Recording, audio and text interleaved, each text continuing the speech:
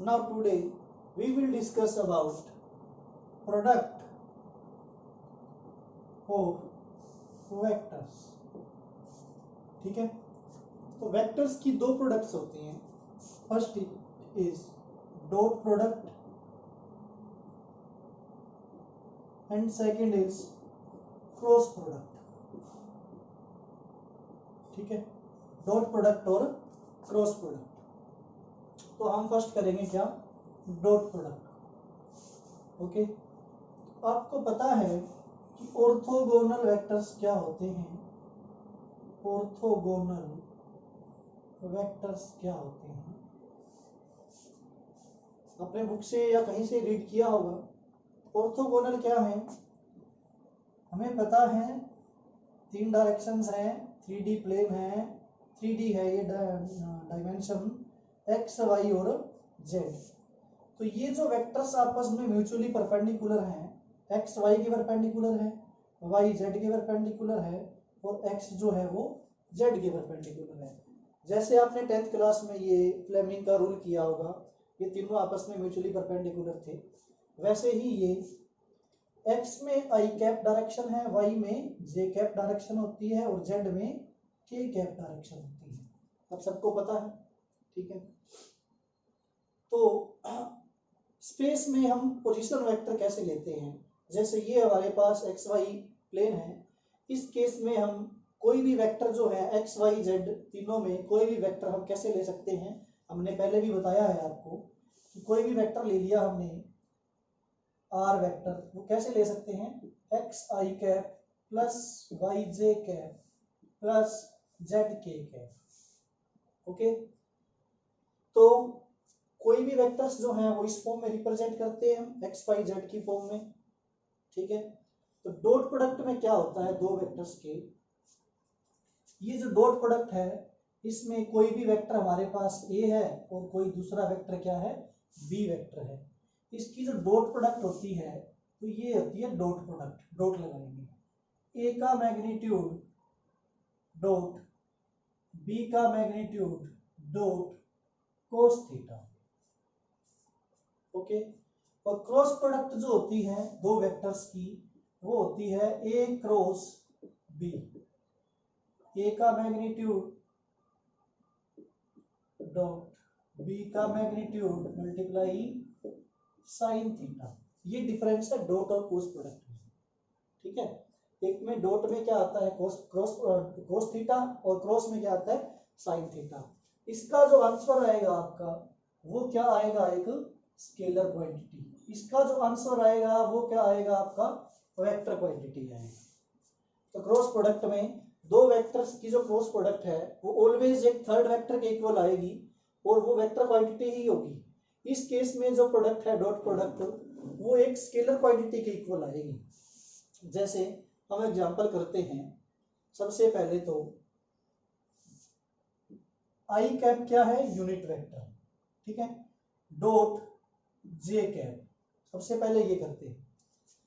आई cap unit vector है, जे cap भी क्या है, यूनिट वेक्टर. इसकी डॉट प्रोडक्ट अगर हम करें तो यूनिट वेक्टर में इसका मैग्नीट्यूड क्या होता है, यूनिट वेक्टर का 1. तो आई कैप का मैग्नीट्यूड इंटू जे कैप का मैग्नीट्यूड इंटू कोस. आई और जे में कितना एंगल है, 90 डिग्री. तो यहाँ पे क्या आएगा, कोस 90 डिग्री. इसका मैग्नीट्यूड 1 इंटू 1, कोस 90 की वैल्यू क्या होती है, 0. तो ये आपका क्या आ जाएगा, 0. आई डॉट जे जो है वो किसके इक्वल होता है, 0 के इक्वल होता है. सिमिलर वे में जे डॉट के, ठीक है, या फिर इसको अपोजिट लिख लेते हैं, J dot I. J dot I उसका भी वैल्यू क्या रहेगा, 0 रहेगा. और जे डॉट के की वैल्यू क्या रहेगी, 0, क्योंकि एंगल क्या है 90 और कोस 90 की वैल्यू क्या रहती है, 0. तो इस केस में देखो आई डॉट जे जो है वो 0 रहता है और जे डॉट आई भी क्या रहता है, 0. जे डॉट के किसके इक्वल रहेगा, 0 के. तो के डॉट जे भी किसके इक्वल आएगा, 0 के इक्वल आएगा. के डॉट आई इक्वल टू 0 और आई डॉट के. तो सबसे पहले तो आपको ये देख ध्यान रखना है कि ये जो है इनका आंसर क्या आता है। नाउ कोई भी दो वेक्टर्स कंसीडर करते हैं और उनके बीच में डॉट प्रोडक्ट करते हैं। तो कोई भी दो वेक्टर कंसीडर कर लेते हैं हम। हमारे पास ए वेक्टर है 2i cap plus 3j cap minus k cap. B vector जो है वो है 2i cap plus 3k cap. ठीक है, तो इसमें मैंने लिखा 2i cap plus 3k cap. इसको हम ऐसे लिख सकते हैं 2i कैप प्लस, हमने इससे पहले जीरो वेक्टर पढ़ा है, तो ये j कैप जो है ये क्या है, जीरो वेक्टर। j में कुछ नहीं है, मैग्नीट्यूड जीरो है, तो इसको हम ऐसे लिख सकते हैं 0j cap plus 3k cap. तो ये हमारे पास क्या है, b वेक्टर। तो a डॉट b क्या आएगा, ठीक है, a vector dot b vector जो है उसकी वैल्यू क्या आएगी, देखो a ये है, b ये है, हम ऐसे ही कर लेते हैं 2i cap plus 3j cap minus k cap a है, डॉट b वेक्टर की वैल्यू है हमारे पास 2i cap plus 0j cap plus 3k cap. ये जीरो राइट करने की कोई जरूरत नहीं होती है। तो इस केस में देखो, आपने सबसे पहले किसको मल्टीप्लाई करोगे, 2 को इससे, इससे और इससे, मतलब 2i को इस पूरी ब्रैकेट से मल्टीप्लाई करेंगे तो हमारे पास जो आंसर आएगा वो क्या आएगा, 2i को इस पूरी ब्रैकेट से मल्टीप्लाई करेंगे, 2i को 2i से मल्टीप्लाई करेंगे, क्या आएगा 4i cap dot i cap, यही आएगा। ठीक है, इस केस में अब इस 2 को इस 0j के साथ मल्टीप्लाई करेंगे तो ये तो वैसे ही 0 हो जाएगा। इस 2 को इस 3k के साथ मल्टीप्लाई करेंगे तो 2 इंटू 3 तो 6 आ जाएगा, बट i डॉट k जो है वो क्या होता है, 0। तो ये जो है इन दोनों के केस में i की मल्टीप्लाई क्या रहेगी, j के साथ और k के साथ 0 रहेगी। तो हम i को सिर्फ i के साथ ही मल्टीप्लाई करते हैं, j k को हम नहीं राइट करते, क्योंकि हमें पता है कि कोई भी जो परपेंडिकुलर वेक्टर हैं, ऑर्थोगोनल वेक्टर्स हैं, उनकी डॉट प्रोडक्ट क्या होती है, 0। ऑर्थोगोनल वेक्टर्स की, परपेंडिकुलर वेक्टर्स की, ऑर्थोगोनल मीन म्यूचुअली परपेंडिकुलर। तो इसी तरह से प्लस ये 3j है, 3j को इस सारी ब्रैकेट से मल्टीप्लाई करेंगे तो j की i के साथ मल्टीप्लाई 0 रहेगी, j की k के साथ मल्टीप्लाई 0 रहेगी, j की किसके साथ मल्टीप्लाई रहेगी, सिर्फ j के साथ। तो 3 इंटू 0 ये तो वैसे ही 3 0 आ जाएगा। ठीक है, माइनस k की मल्टीप्लाई इसके साथ करेंगे k के साथ, तो ये क्या आएगा, minus 3k cap into k cap. अब हमें देखना है कि i डॉट i क्या है। i का मीन क्या है, इसी डायरेक्शन में, दूसरे i का मतलब भी इसी डायरेक्शन में।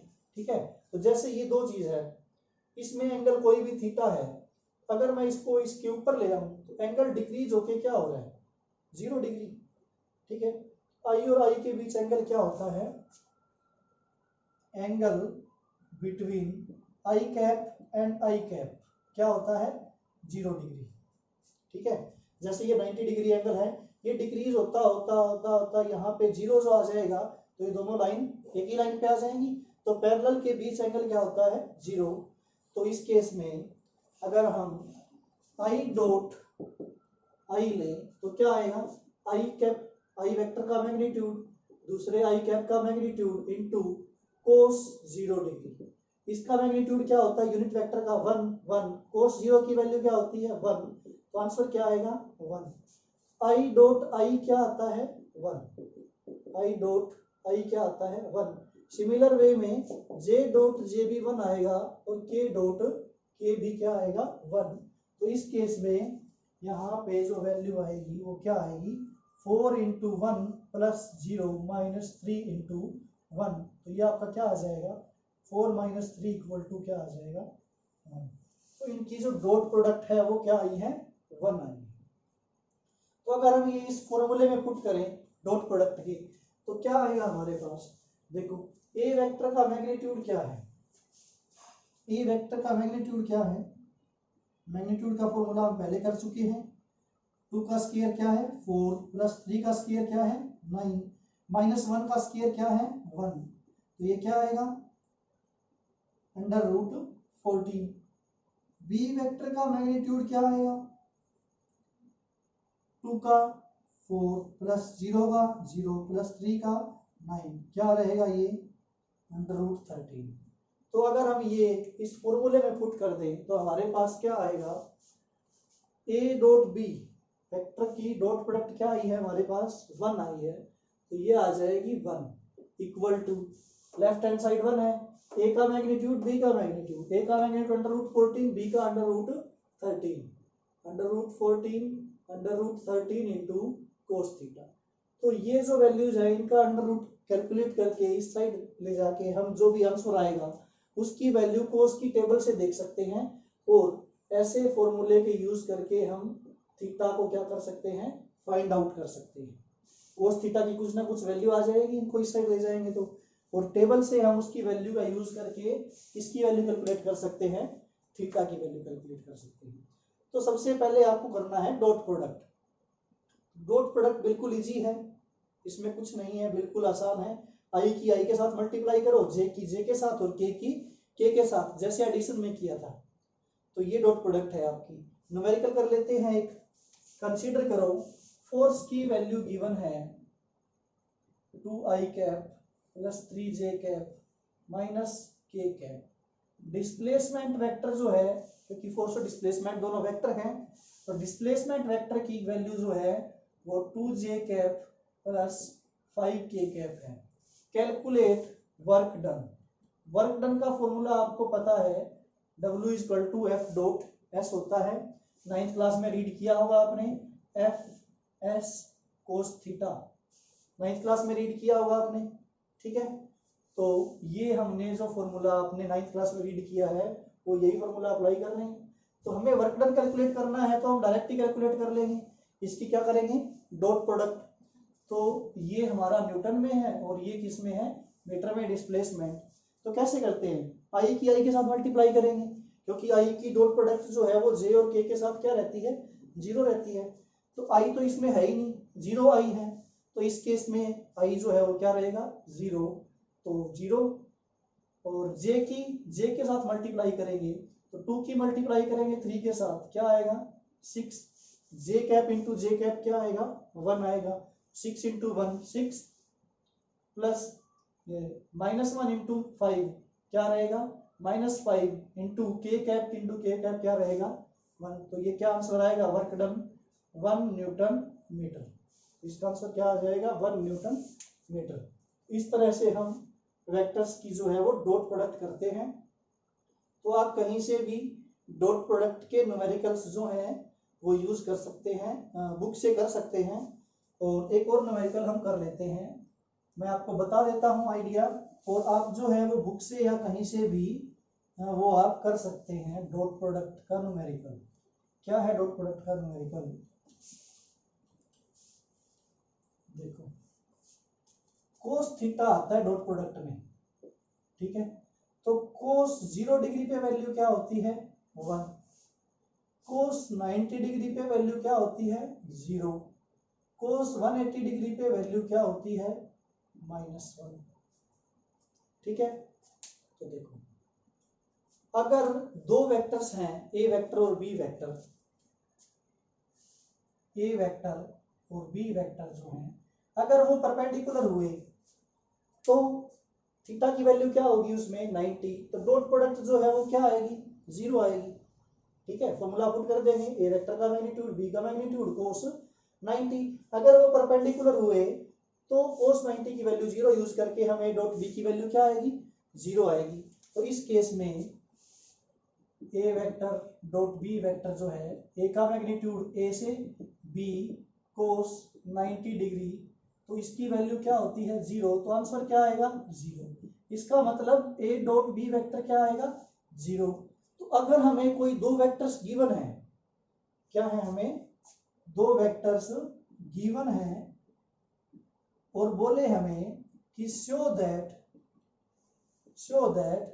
these are perpendicular to each other. कैसे शो करेंगे कि दोनों वेक्टर परपेंडिकुलर हैं, अगर परपेंडिकुलर हुए तो उनका डॉट प्रोडक्ट क्या होगा 0 होगा। तो जो भी दो वेक्टर्स गिवन है उनकी डॉट प्रोडक्ट कैलकुलेट कर लो। अगर वो डॉट प्रोडक्ट 0 आती है तो दो वेक्टर्स क्या है, परपेंडिकुलर हैं, एल्स वो परपेंडिकुलर नहीं है अदरवाइज। तो ये बिल्कुल सिंपल मेथड है।